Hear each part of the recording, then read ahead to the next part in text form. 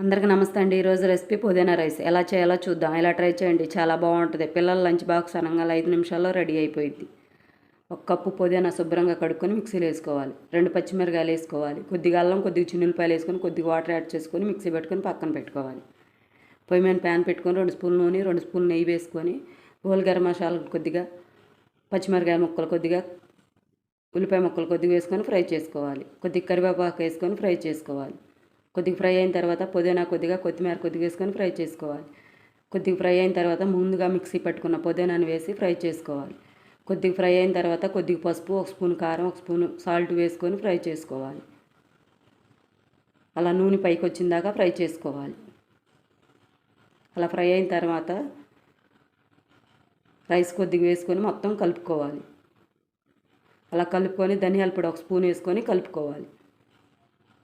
1 spoon నెయ్యి వేసుకొని మొత్తం కలుపుకొని కొద్దిసేపు పొయ్యి మీద ఉంచాలి.